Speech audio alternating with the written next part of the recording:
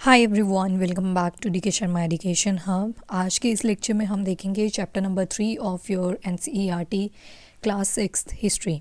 ठीक है, तो फर्स्ट एंड सेकंड चैप्टर हमने पूरे कंप्लीट कर लिए हैं और जो समरी है वो हमेशा की तरह आज भी हम नोट से लेंगे। तो नोट्स यहाँ पे सारे हैंड रिटन हैं।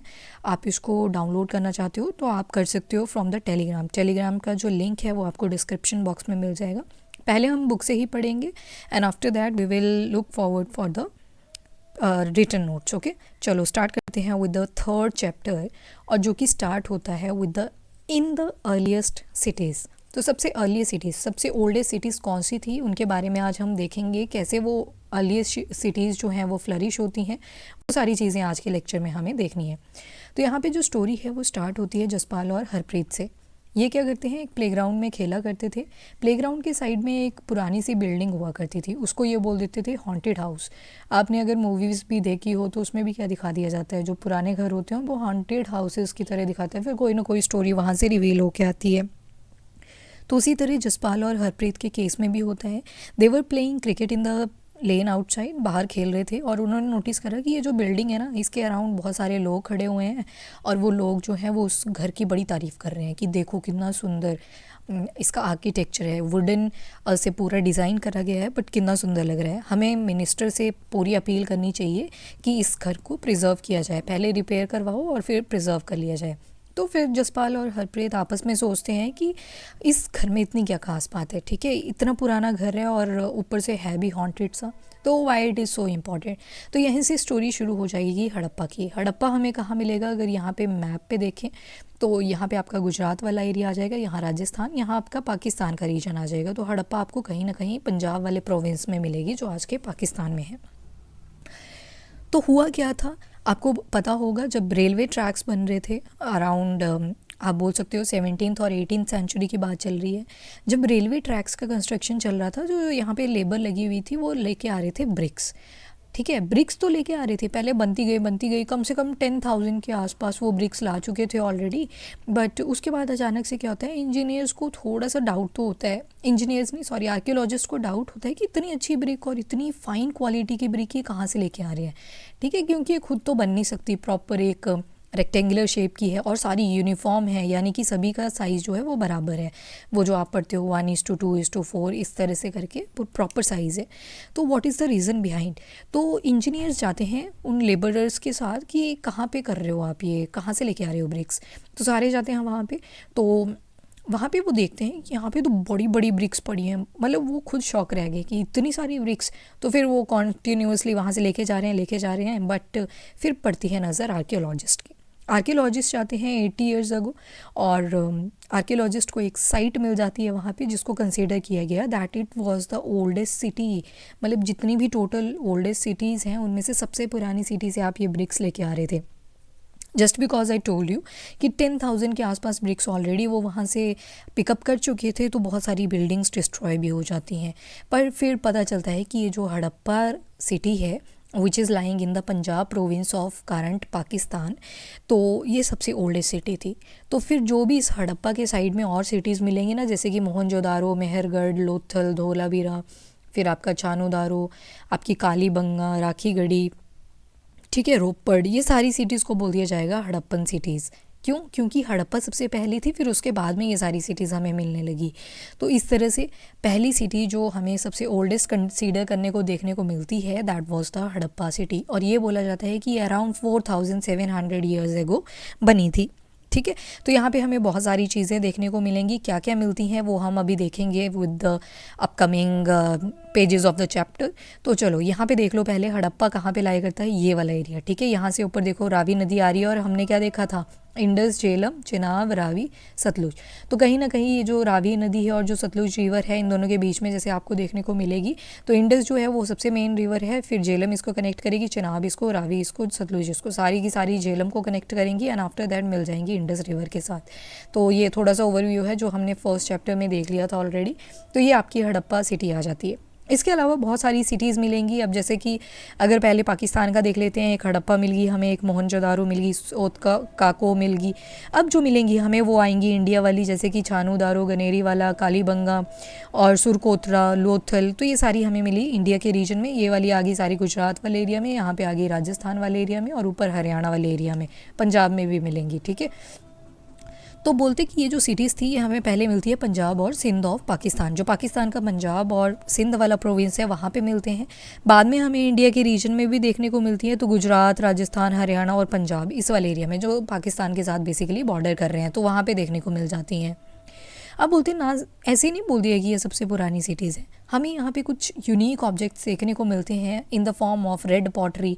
ठीक है, रेड पॉटरी के ऊपर ब्लैक कलर के डिज़ाइन किए हुए थे, और फिर स्टोन वेट्स भी मिलते हैं, मतलब मेजरमेंट करी जाती थी, तोलाई जो थी वो करी जाती थी, और with the help of stone weights. फिर आती हैं सील्स। अब सील्स के केस में क्या था, सील्स पे पहले डाउट ही था कि क्या यूज़ होगा इनका, बट बाद में जैसे जैसे हमें और भी एविडेंसेस मिलते गए तो हमें पता चला कि मे बी ये ट्रेडिंग में यूज़ होता था। करेंसी उस टाइम थी नहीं, तो मतलब मान लो एक कंट्री है आपकी ईरान, ईरान ने कुछ चीज़ सप्लाई करनी है इंडिया के गुजरात में, तो वो क्या करेंगे, अपनी एक सील देंगे। ठीक है, सील से पता चल जाएगा कि येस वो जो चीज़ है वो प्रॉपरली पहुंच चुकी है गुजरात में। बट अगर सील यहाँ पे टीयर अप होगी तो यहाँ से पता चलेगा कि नहीं, यहाँ पे बीच में कुछ गड़बड़ हुई है, कोई करप्शन हुई है। ठीक है, तो that was the purpose of seal कहीं ना कहीं। फिर आते हैं स्पेशल बीड्स। स्पेशल बीड्स का यूज़ एज अ ऑर्नामेंट भी करा जाता था।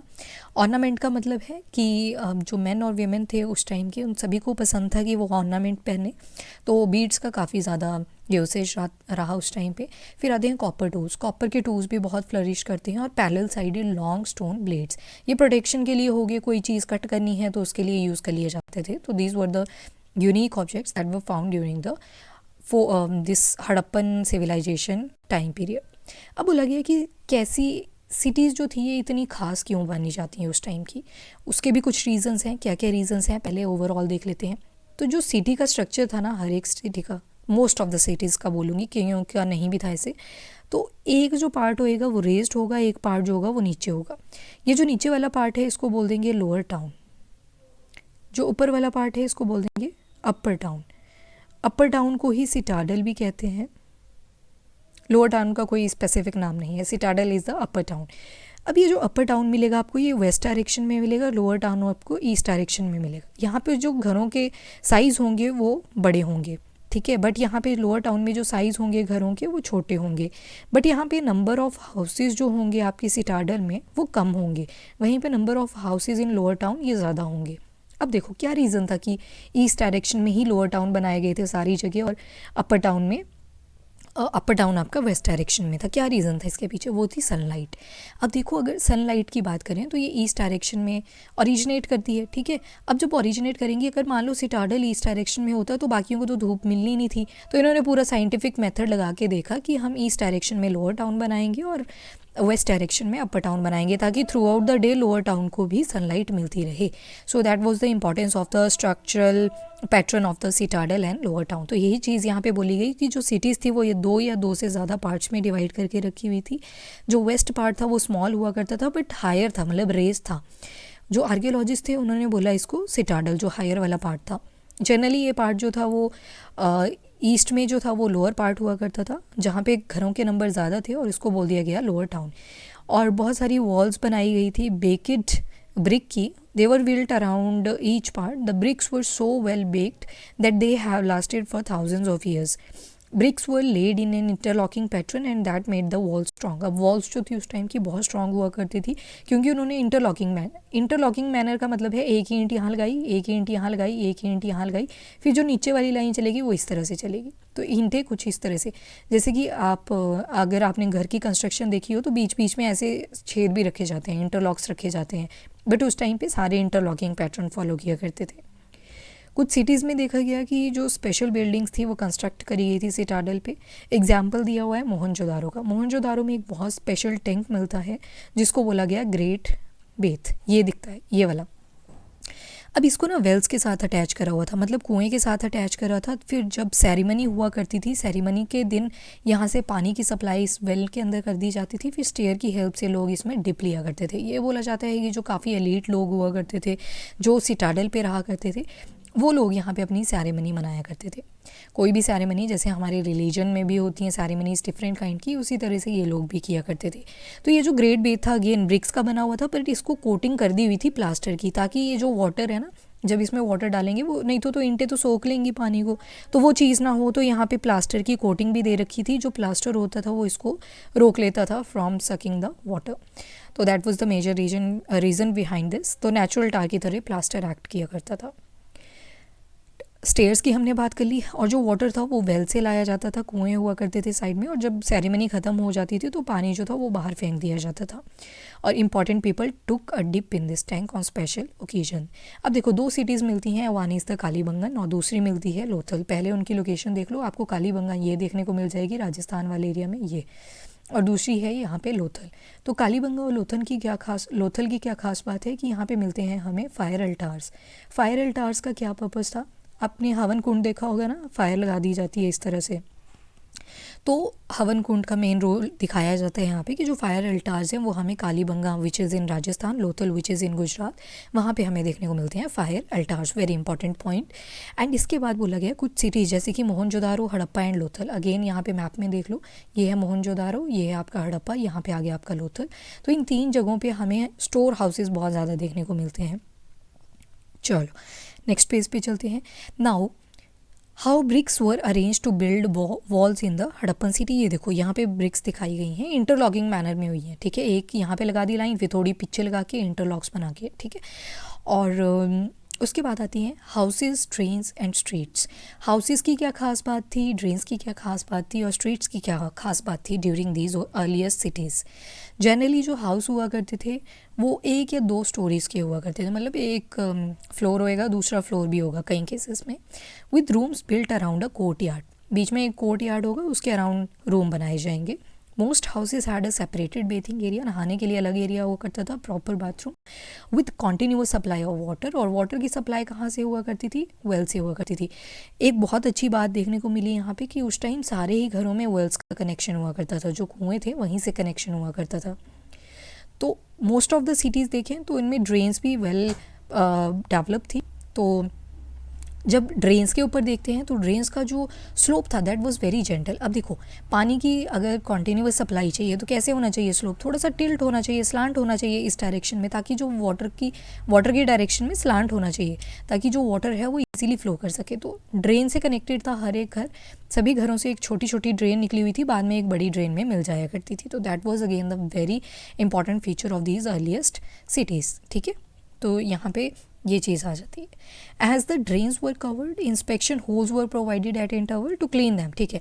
अब बोला कि ये ड्रेन कॉन्टीन्यूस नहीं होती थी, यहाँ पे छोटे छोटे होल्स, आपने देखा होगा ना, खड्डे बोलते हैं जिसको हम इन शॉर्ट, तो वैसे बनाए होते थे ताकि जो ड्रेन है उसकी सफाई होती रहे टाइम टू टाइम। और जो ये हाउसेज, ड्रेन्स और स्ट्रीट्स हुआ करती थी वो प्रॉपरली प्लान्ड हुआ करती थी। जैसे हम आर्किटेक्चर के पास जाते हैं ना आज, तो उसी टाइम भी क्या था, वो पूरी प्लानिंग से बनाया करते थे। उसके बाद आता है लाइफ इन द सिटी। अब जो बोलना चाहते हैं हड़प्पन सिटी है, that was a very busy place, बहुत बिजी प्लेस हुआ करता था। जो लोग थे अपने घरों की कंस्ट्रक्शन, अपनी बिल्डिंग्स की कंस्ट्रक्शन प्रॉपर प्लानिंग से किया करते थे। और ये बोल दिया जाता है कि मे बी वो रूलर्स हुआ करते थे, ठीक है, रूल कर रहे थे। और जो रूलर्स हुआ करते थे वो distant lands to get the metal precious stone, लोगों को भेजा करते थे कि जाओ उस एरिया में मेटल मिलती है, मेटल लेके आओ, वहाँ पे प्रेशियस स्टोन्स मिलते हैं वो लेके आओ, और बाकी सारी थिंग्स जो भी उनको चाहिए होती थी। They may have kept the most valuable object, जैसे कि ऑर्नामेंट्स जो कि बने होते थे गोल्ड के, सिल्वर के, या फिर बीड्स हो सकते थे, अपने लिए मंगवाया करते थे। And there were scribes, people who knew how to write, who helped prepare the seals and perhaps wrote on other material that have not survived। अब जैसे सील्स है ना, सील्स में भी हमें कुछ ऐसे स्ट्रक्चर्स मिलेंगे, 8 लिखा होगा, उसके ऊपर एक बाइफर्केशन सी होगी, फिर कहीं 8 के ऊपर हमें 3 बाइफर्केशन होगी। ऑल्दो ये जो स्क्राइब्स है ना, ये हमें पता नहीं है कि क्या चीज़ें लिखी हुई हैं, बट स्टिल वी कंसीडर कि ये लोग लिखा भी करते थे, इनको लिखने की हैबिट थी। इसके अलावा क्राफ्ट पर्सन भी हुआ करते थे, man as well as women involve थे, और सारी की सारी चीज़ें जो है वो होममेड हुआ करती थी या फिर वर्कशॉप्स बनाई जाती थी, बट लोग अपने हाथों से बनाया करते थे। और रॉ मटेरियल लाने के लिए लोग दूर दूर तक जाया करते थे, तो मतलब इनके कोलैबोरेशन थे बाकी रीजन्स के साथ भी। टेराकोटा का बहुत ज़्यादा इंपॉर्टेंट रोल है। टेराकोटा बेसिकली एक बेक्ड क्ले होती है, मिट्टी होती है, उसको काफ़ी पकाया गया होता है, तो उसको बोल देते हैं टेराकोटा। तो उस टेराकोटा से टॉयज़ वगैरह बना दिए जाते थे और ये बोल दिया जाता है कि चिल्ड्रन खेलते होंगे उन टॉय से। अब जैसे ये इमेजेस देख लेते हैं। जो सबसे पहले है ये आपको ड्रेन्स दिखाई हैं कि कैसे घरों से ड्रेन्स निकला करती थी बैक साइड में, और फिर बाद में जाके एक बड़ी सी ड्रेन में मिल जाया करती थी। तो that is the structure of drain. और दूसरी तरफ ये जो दिखाया गया है दैट इज़ द वेल। फिर यहाँ पे बहुत सारी इमेजेस दिखाई हैं। ये वाली पिक्चर है, ये दिखा रही है आपको टेराकोटा से बने हुए टॉयज़। और ये दिखाई गई है दैट इज़ द सील, जो कि मोस्ट सर्टनली बोला जाता है कि ट्रेडिंग में यूज़ होती थी। ठीक है। फिर उसके बाद आता है वेट स्टोन्स, ये आगे स्टोन वेट्स। अब बोला गया कि कितने प्रिसाइजली देखो ये बनाए गए हैं। ठीक है, डाइस की शेप में है और एक स्पेशल मटेरियल होता है जिसको बोलते हैं चर्ट। ये एक तरह का स्टोन ही होता है, एक स्पेशल कैटेगरी होती है। आपने देखा भी होगा मार्बल की कलर के जैसे आपको कुछ स्टोन्स देखने को मिलते हैं, तो उसको बोल दिया जाता था चर्ट। तो kind of stone these were probably used to weigh the precious stones or metals। अब यहाँ पे इमेज एक और दिखाई गई है, यहाँ पे बीड्स दिखाए गए हैं, किस टाइप की ये ज्वेलरी यूज़ किया करते थे। ठीक है, बेसिकली ये वाला देखिए अगर, तो ये बना हुआ है कार्नेलियन का। एक रेड स्टोन होता है, उसको बोलते हैं कार्नेलियन। वेरी इंपॉर्टेंट, कार्नेलियन एक ब्यूटीफुल रेड स्टोन होता है। अब इसमें क्या किया जाता था, ये जो स्टोन होता था इसको पाइप लाइक स्ट्रक्चर दे देते थे और यहाँ से छेद करते थे एक, और यहाँ से भी छेद किया करते थे और बीच से इसको हॉलो कर देते थे। मतलब जैसे आपकी पेन की रिफ़िल होती है ना, रिफ़िल की तरह खाली कर दिया जाता था बीच से, जिसके थ्रू फिर आपको एक धागा डाला जाएगा और उस थ्रेड के ऊपर ये स्टोन्स इतने अच्छे से अरेंज कर दिए जाएंगे। फिर इसको एज अ ऑर्नामेंट यूज़ किया जाएगा, as you can see in the picture. तो डिफरेंट शेप्स में इसको कट किया जाता था, पॉलिश किया जाता था, होल बोर किया जाता था जिसके थ्रू स्ट्रिंग जाता था और ये एक प्रॉपर ऑर्नामेंट तैयार हो जाता था। साइड में आपको कुछ स्टोन ब्लेड्स देखने को मिलेंगी। एक आपको ये देखो, ये बहुत ज़्यादा इंपॉर्टेंट है, प्रीस्ट बोला जाता है बेसिकली, मोहनजोदारो से ये मिले थे। तो एम्ब्रॉयडरी ली हुई है इन्होंने अपने बॉडी के ऊपर, बियर्ड है, दाढ़ी है प्रॉपर, तो ये हमें मोहनजोदारो से मिली है। चलो रीड आउट कर लेते हैं एक बार फटाफट से। तो कुछ एक ऑब्जेक्ट्स आपको दिखाए गए हैं इन द पिक्चर जो कि हड़प्पन सिटीज़ से हमें मिले हैं। अब देखो यहाँ पे हड़प्पन सिटीज़ लिखा है। When they are saying Harappan cities, तो इसका मतलब सिर्फ हड़प्पा से नहीं है, यहाँ पे मोहनजोदारो भी आ जाएगा, कालीबंगा भी आ जाएगा, लोथल आ जाएगा, धोलावीरा आ जाएगा, सुरकोतरा आ जाएगा, आपकी राखी गढ़ी आ जाएगी, रोपड़ आ जाएंगी। सारी की सारी हड़प्पन सिटीज़ इसमें इन्वॉल्व है। ठीक है, हड़प्पा से बात नहीं कर रहे, हड़प्पन सिटीज़ हैं, यानी कि जो भी हड़प्पा के कॉन्सिक्वेंटली हमें बाकी सिटीज़ देखने को मिली। अब बहुत सारी चीज़ें जो थी वो आर्कियोलॉजिस्ट ने ढूंढी और देखा कि बहुत सारी चीज़ें स्टोन्स की भी बनी हैं, शेल, मेटल में क्या क्या, जैसे कि कॉपर, ब्रॉन्ज, गोल्ड, सिल्वर, इन सभी चीज़ों की मिली हुई हैं। जो कॉपर एंड ब्रॉन्ज थे they were used to make tools, weapons, ornaments and vessels, और जो गोल्ड एंड सिल्वर थे they were used to make ornaments and vessels. उसके अलावा शायद ये बोला जाता है कि जो बीड्स थे, वेट्स थे और ब्लेड्स थे, ये सबसे ज़्यादा स्ट्राइकिंग फाइंडिंग्स मानी जाती हैं हड़प्पन टाइम की।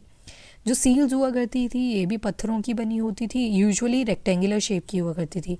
ठीक है, they were usually of rectangular shape and animal वगैरह उनके ऊपर ड्रॉ करे होते थे, as you can see in the picture. यहाँ पे भी एनिमल ड्रॉ करा हुआ है और ऊपर कुछ लिखा भी है, although this scribe is not known कि क्या चीज़ लिखी हुई है, क्योंकि ये अभी हमें पता ही नहीं है। फिर उसके बाद आता है कॉटन। कॉटन जो था वो हमें सबसे पहले बोल दिया जाता है, एस्टिमेशन लगाया जाता है कि जो मेहरगढ़ है, मेहरगढ़ आपके बनता है पाकिस्तान वाले रीजन में, यहाँ पे आ जाता है आपका मेहरगढ़। तो ये जो मेहरगढ़ वाला एरिया है, यहाँ पे कॉटन जो है प्रोबेबली ग्रो करी गई थी for the first time 7000 years ago. Actually एक पीस भी मिला हमें क्लोथ का जो कि एक सिल्वर वेस्ट था बेसिकली। इस तरह से सिल्वर वेस्ट देखने को मिलेगा। इसकी जो लिड थी ना लगाई हुई, उसके सेंटर में यहाँ पे कॉटन का एक कपड़ा लगाया हुआ था ताकि ये लीक ना करे, तो वो हमें मिला था मोहनजोदारो से। तो यहाँ से हमें एक चीज़ और क्लियर हो जाती है कि कॉटन भी यूज़ हो रहा था उस टाइम पे। उसके अलावा आर्कियोलॉजिस्ट को कुछ स्पिंडल वॉल्स मिले इस तरह से। ये जो स्पिंडल वॉल्स थे ना, ये बने होते थे टेराकोटा और फेंस के। अब टेराकोटा तो मैंने आपको बता दिया कि ये होती है आपकी बेक्ड क्ले, वहीं पे फेंस जो होती है ना, एक ग्लेज्ड सिरामिक स्टोन होता है। ठीक है, स्टोन होता है बेसिकली और काफ़ी ग्लेजिंग होता है, शाइनी लुक होता है इसका। अब इसका यूज़ क्यों किया जाता था? ये जो आपने बोले यहाँ पे स्पिंडल वॉल्स वगैरह, स्पिंडल वॉल्स का यूज़ करा जाता है कि थ्रेड को स्पिन किया जा सके, थ्रेड को बनाया जा सके। यहाँ पे फैंस के बारे में बात करी गई है। जैसे कि स्टोन और शेल होते हैं, ये भी नेचुरली ही मिलते हैं। फैंस एक मटेरियल होता है जो कि आर्टिफिशियली बनाया जाता है। देखो आपके स्टोन हो गए, शेल, मैंने बोला ना अभी कि ये जो फेंस है that is also a type of stone, पर ये आर्टिफिशियली बनाया जाएगा। जो स्टोन और शेल्स होती हैं ये तो हमें नेचुरली मिल जाती हैं, but fence is a material जो कि आर्टिफिशियली प्रोड्यूस किया जाता है। अब एक गम का यूज़ किया जाता था in order to shape the sand और powdered quartz into the object, जैसे कि आपको इमेज में दिखेगा। ये जो ऑब्जेक्ट्स थे ये ग्लेज करते थे और शाइनी ग्लासी सरफेस हमें देखने को मिलता है। जो कलर हैं ग्लेज के देवर यूजुअली ब्लू और सी ग्रीन, ब्लू और सी ग्रीन में देखने को मिलते हैं। और जो फेंस है that is use to make beads, bangles, earrings and tiny vessels. तो इन सभी चीज़ों को बनाने के लिए इसका यूज़ किया जाता था और इनके लिए स्पेशलिस्ट चाहिए होते थे इन चीज़ों को बनाने के लिए। जो स्पेशलिस्ट है ये कोई भी पर्सन हो सकता है जिसको एक प्रॉपर ट्रेनिंग दी गई है प्रॉपर वर्क में। एग्जाम्पल जैसे कटिंग ऑफ स्टोन्स या फिर पॉलिशिंग वीड्स या फिर कार्विंग सील्स। अब इलस्ट्रेशन पे अगर देखें एंड देखें हम कि कैसे फेस कार्व करा हुआ है, जैसे कि मोहनजोदारो से हमें मिला, तो ये किसी स्पेशलिस्ट का ही काम है ना। इतनी perfect figure banana is not possible and so ये किसी प्रॉपर ट्रेन पर्सन या यू कैन से स्पेशलिस्ट का काम है फॉर द कार्विंग पर्पज़। तो सारे के सारे लोग इतने स्पेशलिस्ट नहीं हो सकते। ऐसा पर्सन जो इसी चीज़ में इन्वॉल्व है वही स्पेशलिस्ट हो सकता है, वो is trying again and again. और यहाँ पे ये भी नहीं बोला कि मैन ही हुआ करते थे, तो मैन और वीमेन दोनों ही हमें स्पेशलिस्ट देखने को मिलते हैं। In search of raw material, अब कोई चीज़ बनानी है तो उसके लिए चाहिए होता है रॉ मटेरियल। इकोनॉमी में भी हम पढ़ते हैं कि कोई हमें प्रोडक्ट तैयार करनी है, लास्ट में सबसे पहले रॉ मटेरियल चाहिए। हमें अगर दाल बनानी है खाने के लिए तो पहले हमें दाल चाहिए, प्याज लगेगा, उसमें टमाटो लगेगा, तेल लगेगा, अनियन लगेगा, सब चीज़ें लगेगी जो भी तड़का मारने के लिए लगती हैं, तो उसके बाद वो जाके दाल बनेगी। तो वही चीज़ है कि रॉ मटेरियल कहाँ से आया करते थे।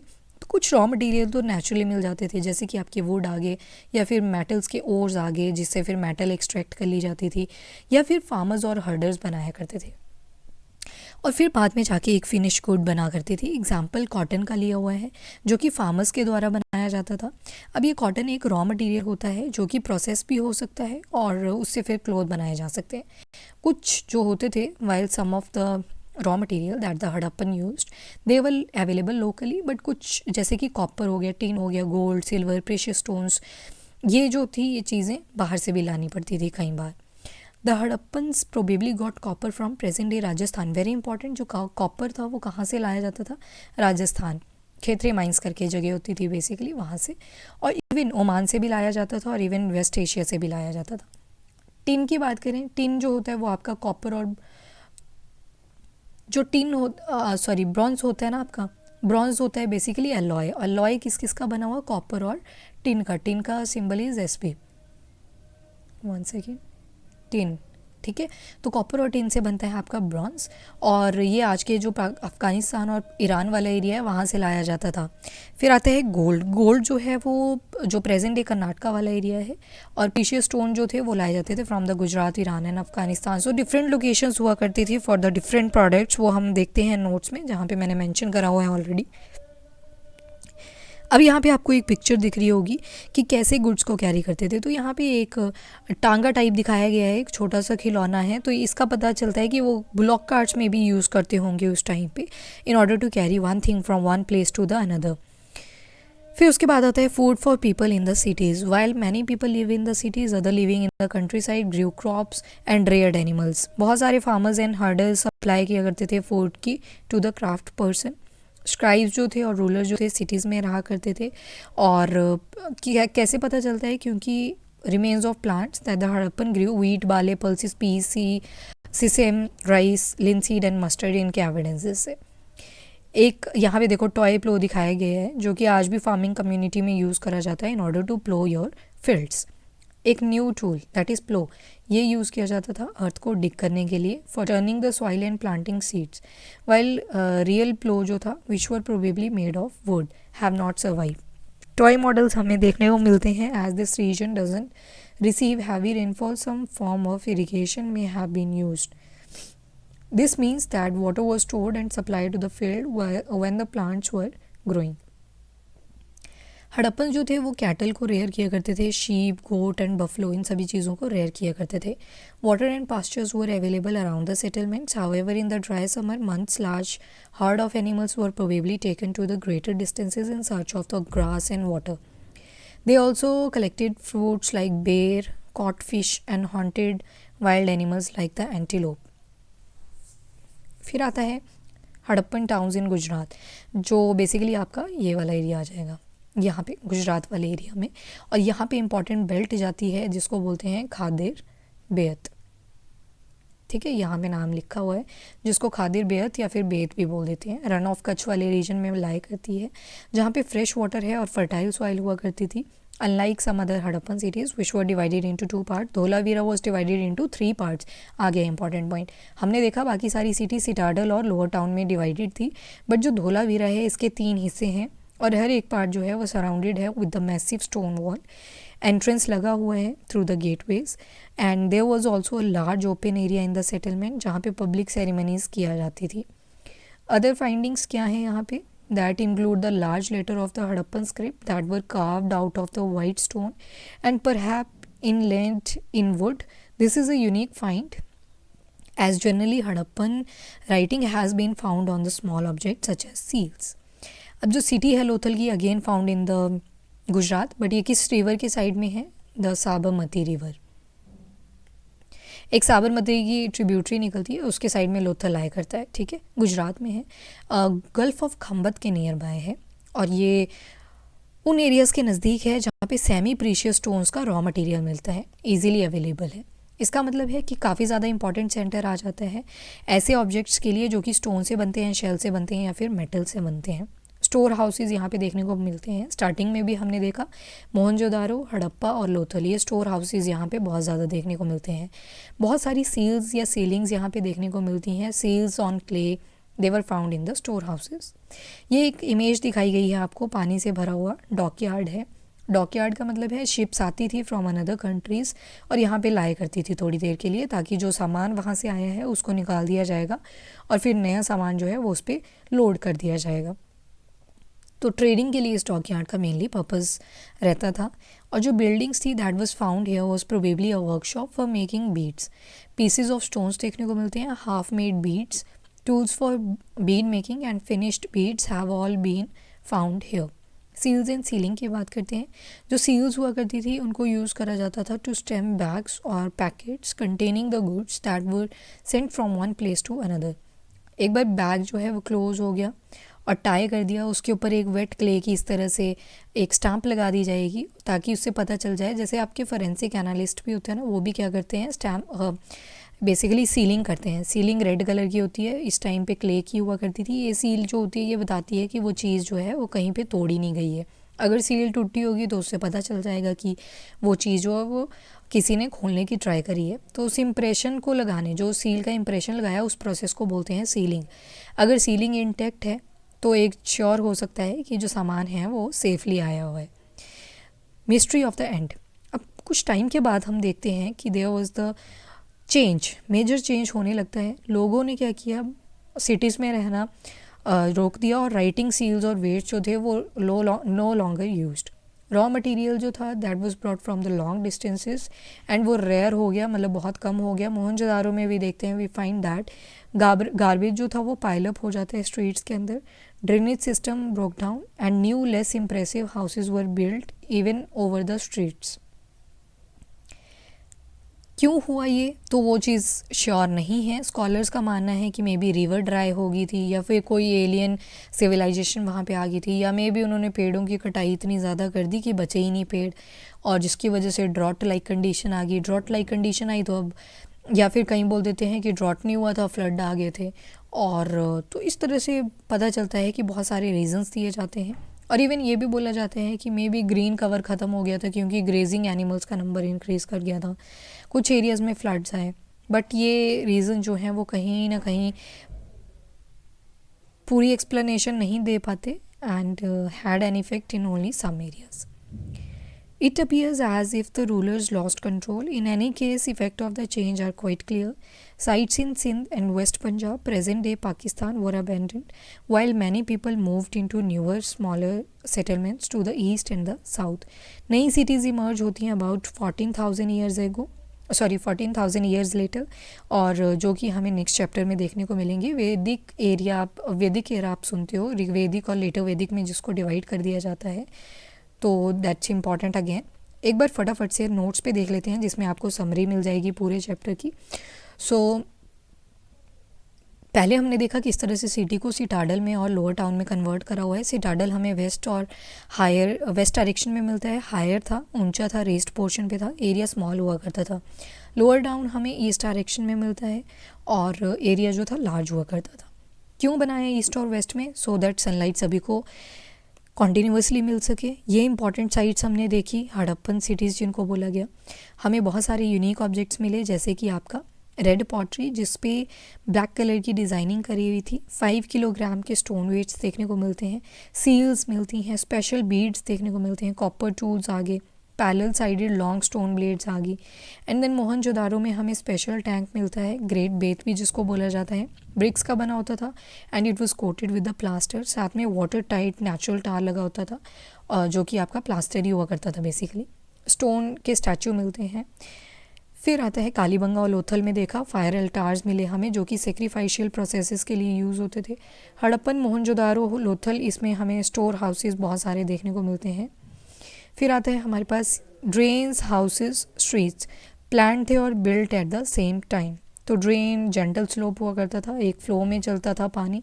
स्क्राइब्स जो थे, लोगों को जिनको लिखने आता था, they were helping in preparing the seals. Terracotta toys देखने को मिलते हैं, स्टोन वेट्स जो कि चर्ट के बने थे, और चर्ट जो है that is a special kind of stone. Beed जो है वो बने होते थे कार्नेलियन के, रेड सैंडस्टोन हुआ करता था. मेहरगढ़ आता है, कॉटन क्रॉप यहाँ पे ग्रो करवाई जाती थी. एंड एक वेस मिला है हमें बेसिकली सिल्वर का. सिल्वर के बेस पे हम देखते हैं कि किस तरह से लिड जो है बीच में यहाँ पे कॉटन क्लोथ से कवर करी गई थी. फिर हम देखते हैं एक स्पिंडल वर्ल मिला है हमें मोहनजोदारो में ही अगेन, जिसको टेराकोटा या फिर फेंस का बनाया जाता था. बेसिकली जो स्ट्रिंग्स होते थे या थ्रेड्स होते थे उनको बनाने के लिए यूज़ किया जाता था. फिर हम देखते हैं फेंस क्या थी. तो आर्टिफिशियली प्रोड्यूस्ड स्टोन हुआ करता था, स्टोन से ही बनाया जाता था, आर्टिफिशियली प्रोड्यूस्ड होता था. एक गम यूज़ करा जाता था ताकि इसको शेप दी जा सके प्रॉपरली, और सैंड या फिर जो पाउडर्ड क्वार्ट्स हुआ करता था उसको किसी ऑब्जेक्ट में कन्वर्ट कर दिया जाए. फिर आता है ग्लेज्ड होता था, यानी कि शाइनी था, result in shiny glassy surface. फिर आता है कलर, ब्लू और सी ग्रीन कलर था, use to make beads, bangles, earring, tiny vessels. फिर आती है इंपॉर्टेंट साइट ओमान, बिकॉज हमने बोला कि जो कॉपर थी वो हमें present day Rajasthan, Khetri mines वाला एरिया स्पेशली, तो वहाँ से मिलता था या फिर ओमान से मिलता था. तो ओमान ये आ गया, गल्फ ऑफ ओमान. ऊपर हमने कंट्रीज़ देख ली, नीचे ओमान आ गया, ठीक है, ईस्ट. फिर आता है टिन्स के बारे में देखा, कॉपर और ब्रॉन्ज का बना, गलत लिखती है यहाँ पे, ब्रॉन्ज के बारे में देखते हैं हम. ब्रॉन्ज जो था वो आपका बना था, रुको इसको इरेज ही कर देती हूँ, दोबारा से लिख देती हूँ. चलो, तो फिर हमने देखा ब्रॉन्ज के बारे में. ब्रॉन्ज जो है वो आपका बना होता है कॉपर और टिन का, अफ़गानिस्तान से लाया जाता था. फिर गोल्ड देखा हमने, कर्नाटका से हमें मिलता है. प्रेशियस स्टोन गुजरात, ईरान या फिर अफ़गानिस्तान वाले एरिया से. फ्रूट्स आगे, बेर, फिशिंग, वाइल्ड एनिमल्स, एंटीलोप आगे. हड़प्पन जो थे वो वीट, राइस, बाले, सिसम, लिंसीड, पल्सिस, मस्टर्ड, ये सारी चीज़ें ग्रो किया करते थे. प्लो यूज़ होता था. कैटल, शीप, गोट एंड बफलोस को रेयर किया करते थे. धोलावीरा बहुत इंपॉर्टेंट साइट है. क्यों? क्योंकि एक तो सिटी जो है यहाँ पे 3 पार्ट्स में डिवाइडेड थी. फ्रेश वाटर यहाँ पे अवेलेबल था, फर्टाइल सॉइल अवेलेबल थी, और it was located on the Khadir Bet, जो कि रन ऑफ कच्छ में लाया करती थी. लोथल के बारे में देखा, ट्रिब्यूटरी ऑफ साबरमती की साइड में लोकेट करता था लोथल, गल्फ ऑफ खम्बत के पास में था, और रॉ मटेरियल के लिए इंपॉर्टेंट साइट थी जहाँ पे सेमी प्रीशियस स्टोन्स अवेलेबल थे इजीली. स्टोर हाउसेज यहाँ पे हुआ करते थे. सील्स एंड सीलिंग यहाँ पे काफ़ी ज़्यादा फ्लरिश हुई. सील क्या होती थी? बेसिकली एक स्टैम्प होती थी, बैग के ऊपर लगा दी जाती थी, जिससे हमें ये पता चल जाता था कि किसी ने इसको बीच में ओपन करने की ट्राई तो नहीं करी है. ठीक है, ये बैग है जैसे, इसके ऊपर ये सील लगा दी गई है ताकि पता चल जाए किसी ने इसको छेड़ा तो नहीं है. फिर उसके बाद एंड हम देखते हैं तो कोई क्लियरिफिकेशन नहीं है, पर कुछ रीजंस हैं जिससे हमें पता चलता है कि ये ख़त्म होता गया at the last stages of the civilisation. Maybe river dry होगी, डिफॉरेस्टेशन हुई, फ्यूल की रिक्वायरमेंट इंक्रीज़ कर गई for baking the bricks, smelting copper ores, grazing animal increase कर गए जिससे जो ग्रीन कवर था वो ख़त्म हो गया, या मे बी फ्लड्स आ गए। और जो साइट्स हुआ करती थी सिंध और वेस्ट पंजाब ऑफ पाकिस्तान में, दैट बिकेम अबंडेंट, माइग्रेशन जो थी वो ईस्ट में कर दी गई। ये आ गया आपका इंडस से, फिर शिफ्ट होते हैं टुवर्ड द गंगा वैली। पहले इंडस वैली सिविलाइजेशन बोल देते हैं, फिर गंगा वैली में आएंगे। बाय द टाइम आप देखोगे ऋग्वेदा कुछ यहाँ पे आएंगे, लेटर वैदिक वाले कम्प्लीटली गंगा वैली में चले जाएंगे, और फिर मगध वाला एरिया जो है वो यहाँ पे ओरिजिनेट करेगा। तो इसी के साथ होता है आपका चैप्टर नंबर 3 कंप्लीट। अब देखेंगे chapter number 4 on the next video. Thank you everyone, have a nice day.